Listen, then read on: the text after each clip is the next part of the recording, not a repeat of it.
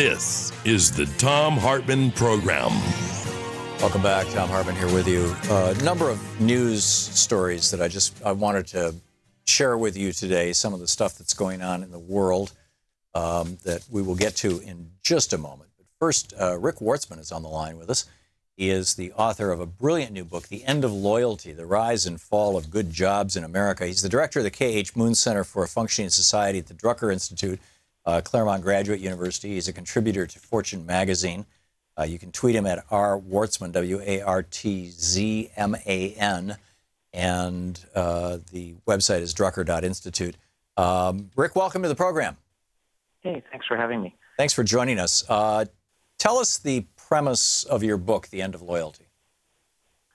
So the premise is, this is a narrative history, and it looks at this long arc over about 70, 75 years from the end of World War II until today. And it looks at what's happened to what I describe as the social contract between employer and employee in America. And I define that as job security, pay, pensions, retirement security, and health care benefits. And through the lens of four big companies, General Motors, General Electric, Coca-Cola, and Kodak, I trace the rise of the social contract and then its unraveling.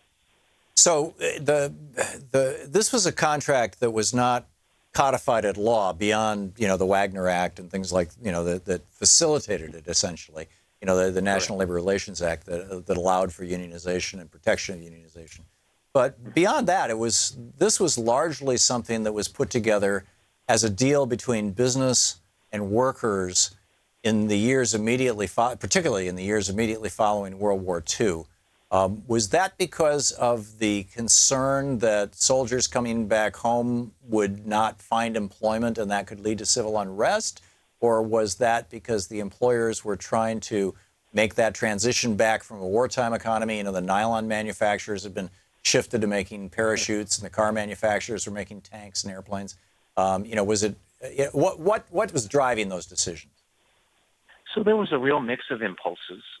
Certainly, one thing that you said was absolutely motivating the leaders of the four companies that I talked about, and others who were together actually instrumental in the founding of an organization called the Committee for Economic Development. And this is where my book begins in late 1942 with the founding of the CED. It's still around, by the way, now part of the Conference Board, but it was a leading business organization of its time. And so, yes, a real mix of things going on. One was, as you say, there was fear that if there weren't good jobs provided to the tens of millions of servicemen returning home, that America might face another depression, perhaps even worse than what had unfolded in the 1930s. And there was a fear that I think not only would social unrest perhaps result from that, but that socialism or even communism might take root on American soil. There's a great quote from Harrison Jones, who was the chairman of Coca-Cola at that time, and he warned that a great unemployment wave becomes a seedbed for isms. So he was worried about the isms. That's where other... As in fascism, communism, socialism, isms?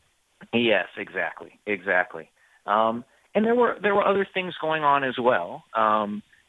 So again, part of it was fear of that. Part of it was there was definitely a notion among business leaders at that time that if you didn't put enough wages in people's pockets, that they wouldn't have enough to buy with. And if we were going to fuel this great consumer culture of ours and consumer economy, that we needed to make sure that wages were sufficient to do that.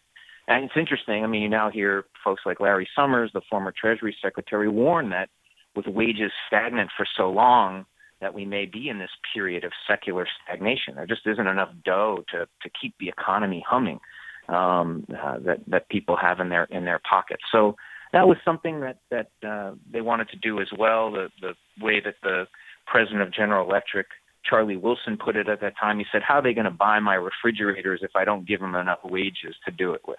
Right, which is kind of paraphrasing Henry Ford's arguments in the Dodge v. Ford Michigan Supreme Court case. in the Yes, 30s. absolutely. Yeah, and I mean, Ford, for many faults, definitely got it. He raised his workers' wages overnight from $1 a day to $5 a day, and lo and behold, they could buy cars. They could buy Fords. Yep. So that was part of what was going on. The last factor I'd mention, and there are others, but the other thing that was really significant to me that jumped out in my research is in this period, beginning in the kind of mid to late 40s, this generation had just come through the Great Depression and World War II together, and there was undoubtedly more of a we culture in America then, kind of we're all in this together, much more than an I culture. And I think that also had a lot to do with the way that corporations saw workers and wanted to treat workers. There was definitely a we ethic more than an I ethic, and that was reflected in corporate culture. Corporate culture reflected these larger societal norms. It seems to me that the most consequential change was in the 80s, the changes in compensation rules for senior executives, that prior to basically the Reagan administration, CEOs saw their roles as being responsive to a variety of constituencies. You and I talked about this last night on television. To the company itself, the institution. Most of them had worked their way up in the company. The average in 1980, the average time a CEO had been in a company was over 30 years. They felt an obligation to their employees. They felt an obligation to the communities in which their factories were operating. They felt an obligation to their customers to produce a good product for them. And finally, an obligation to their stockholders. And by changing their compensation rules so that they could be paid with stock options, all that went out the window, and everything just became increased the value of the stock, to the point that over the last couple of years, we've seen, like the banks, for example. I just saw this report in the Financial Times last week that the big banks in the United States in the previous calendar year, nearly 100% of their earnings went into share buybacks and dividends rather than into loaning money to people, which is what banks are supposed to be doing. And so, therefore, they've just become, extractive machines in our economy, and it's not unique to banks. You want to riff on that? Yeah, absolutely. I mean, it's a very important theme of the book, and you've hit right on it. But the book explores through the lens of these four corporate giants, these iconic companies, all kinds of forces that have caused the social compact to erode. So, through their lens, you can see the effects of automation and technology play out and what that has meant for workers. You can see the effects of globalization and competition from low-wage countries. You can see the massive shift from a blue-collar culture where you could, with very little education, less than a high school education in many cases, walk into a factory, and though it was really backbreaking, tough work, you could find a path to the middle class. Those jobs really don't exist anymore.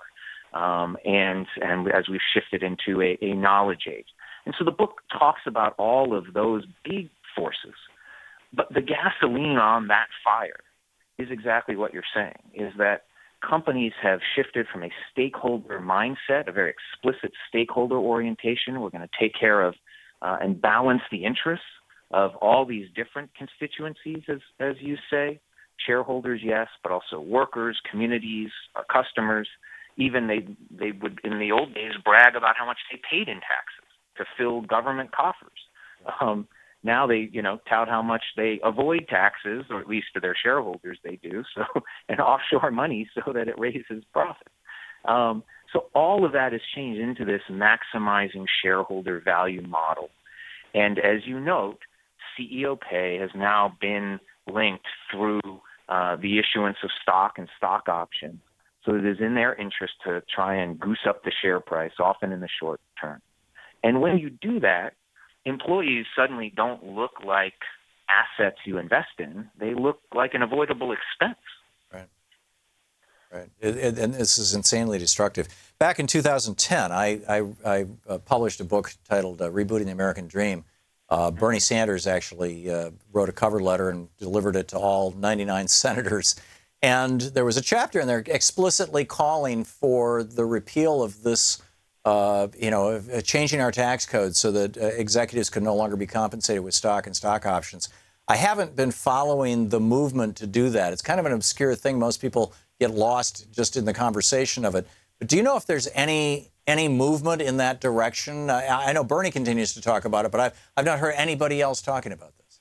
Not much. I mean, there are some academics, Lynn Stout at Cornell, who wrote a great book a few years ago called The Shareholder Value Myth, right. Which really pokes at and explodes this notion, which you still hear from executives and is still taught in business schools, that there is a quote-unquote fiduciary duty right. for executives to maximize shareholder value, which is just not true. She's a legal scholar, and the Aspen Institute's done great work on this. It's not true, and they and some others have called for the kinds of reforms that you're talking about. Roger Martin at the University of Toronto, but again, I don't know of much, if any, action actually in Congress, and it's hard to imagine with its current makeup that how we'd even begin to move in that direction. Yeah, it's remarkable. We have lost so much. We have such a ways to go just to get our country back functioning. Rick Wartzman, the new book, it's a brilliant new book, The End of Loyalty, The Rise and Fall of Good Jobs in America. Drucker Institute. You can tweet Rick at rwartzman, W-A-R-T-Z-M-A-N. Rick, thanks so much for being with us today. Hey, thanks for having me. I appreciate it. Great talking with you, and thanks for writing a brilliant book. We'll be back.